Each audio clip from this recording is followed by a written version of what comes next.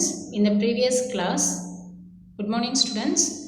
In the previous class we have started with the arithmetic instruction. Under that we have seen two instruction. One is your ADD and another one is your ADC, that is simple addition and addition with carry, and what flag will get affected when you are undergoing that arithmetic operation. Those things we have discussed with an example.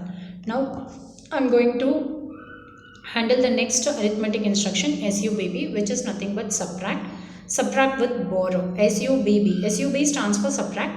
As one more B is there, it is subtract with borrow, and it could be used with the following instructions like SUBB A comma hash data, that is immediate addressing mode, direct addressing mode, indirect addressing mode. So in any type of addressing mode we can use it. Now with an example, so in this subtraction also three flags is going to get affected. One is your carry, auxiliary carry and overflow. Okay. Next one, here we have some example. For the first instruction, the content of accumulator is subtracted with 45H and a result is stored in your accumulator. Same thing, subtract with borrow A comma hash OBH. It is the representation of your hexadecimal number. Since the number started with your alphabet, you need to use 10 in the before the alphabet. This is also an immediate addressing mode, subtraction with borrow. Subtract the content here using your register addressing mode. You can for the first instruction or second instruction, the content of accumulator is subtracted with the content available in R5 or R2, and the result of execution is stored in your accumulator. Third one, direct addressing mode. So you have a memory. So you consider inside that memory 51H. You are having some data 3A. And in the accumulator you have, that is 0E0. So in the accumulator you have 1A. So for the first instruction, whatever content you have in accumulator, that is subtracted with the content available in 51H, and the result of execution is stored in your accumulator. Like this only the process flow works for your subtract with borrow. For subtract with borrow, in case of your indirect addressing mode, the content of accumulator is subtracted, that is with the content of R0, because content of R0 will have one value that refers to the address. Inside that address what data is there, that gets subtracted with the accumulator content, and the result of execution is stored in your accumulator.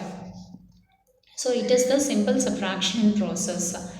Next, the next arithmetic instruction is your multiplication, MUL. Suppose if you wanted to write a program for the multiplication, you can directly use the particular instruction for writing the program, or you can use the logic continuous addition. The mnemonics used for multiplication is MUL. So it multiply only, here you can use MUL-AB. Apart from this, no other register can be used. Suppose if you are writing it as MUL-A R0, it is an invalid instruction, because in multiplication instruction with the mnemonics MUL, only the accumulator and B register will be there. Apart from that, if you are using any other register, that goes invalid. So here two flags are affected. One is your carry flag, another one is your overflow flag.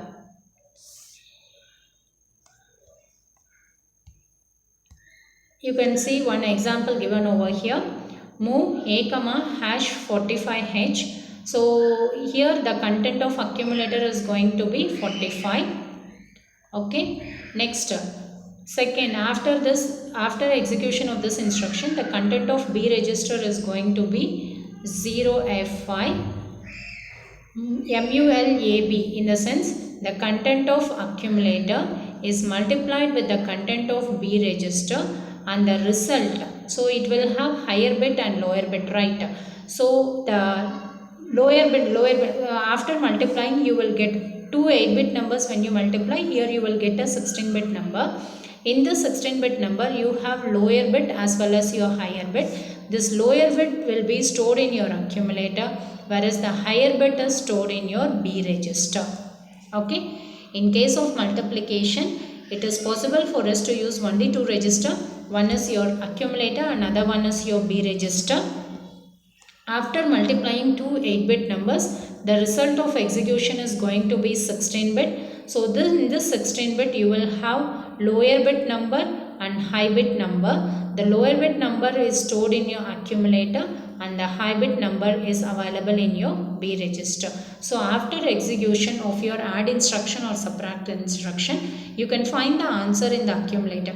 Whereas in case of your multiplication, you can find the answer both in accumulator as well as in your B register. Accumulator will hold the lower bit number, whereas your B register will store the high bit number. In case of your multiplication, only carry and overflow flag is affected. The next arithmetic instruction is division.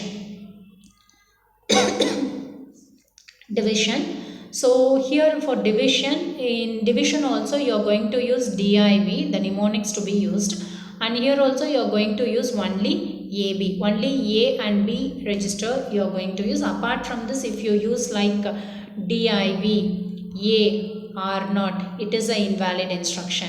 DIV, A, R4, it is also invalid instruction, or any other data. So it is an invalid instruction. DIV is used only with A register and B register.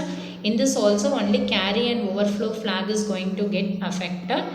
And we'll show an example. You can see one example. For the first one, the content of accumulator is going to be 45 after executing the first instruction. After executing the second instruction, the content of B register is going to be 0F5. That is, content of B is going to be 0F5H. Next, divide A by B. So divide A by B means E8. That is, it is also a hexadecimal number. If this is going to be your decimal number, this is going to be your hexadecimal number. So you consider this as your decimal, so that this will be your hexadecimal. So A by B means E8 divided by 1B. So quotient with the remainder 10. So in this, accumulator will store the quotient, whereas the B register will store your remainder. In case of multiplication, the lower bit will be stored in your accumulator, high bit will be stored in your B register. In division, the accumulator stores the quotient and B register will store the remainder. The last instruction, in case in not last instruction, we have one more instruction, that is decimal adjust after addition. Suppose if you are going to do a BCD addition, that time this particular instruction will work out. Here DAA will be using. DAA is nothing but decimal adjust after addition. You can consider this example, move A, 23. So in accumulator you will have 23. 23 I can write it as 0010. 3 we can write it as 0011. This is the accumulator content. What is the content of R1? R1 content is going to be 55. So R1 is going to be 55 means 0101, 0101. So it is the content of your accumulator and this is going to be the content of your R1 register. After addition, that is your content of A is added with the content of R1 and the result of execution will be stored in the accumulator. Now when you add 1 plus 1 is 10.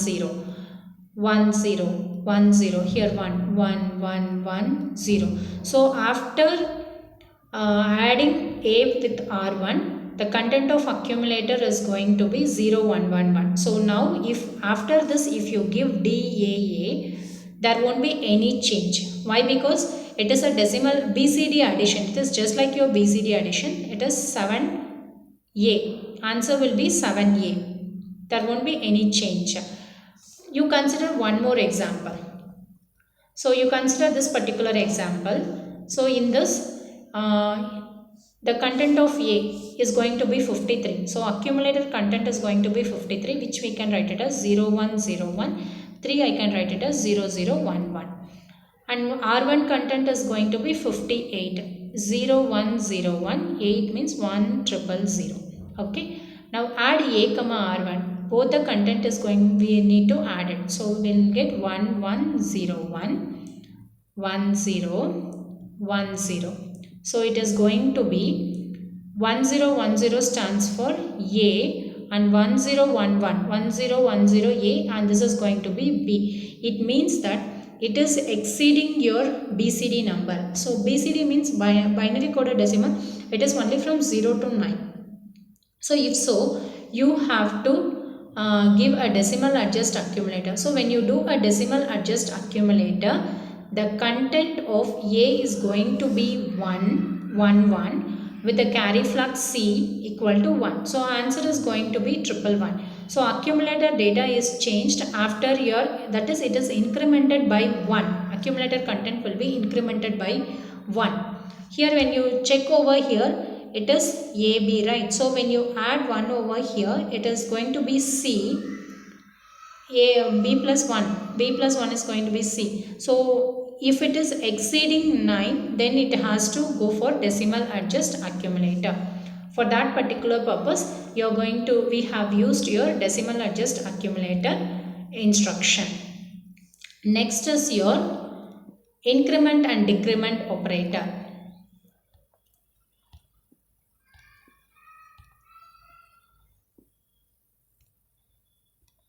So the instruction that is used for incrementing is INC, the mnemonics used.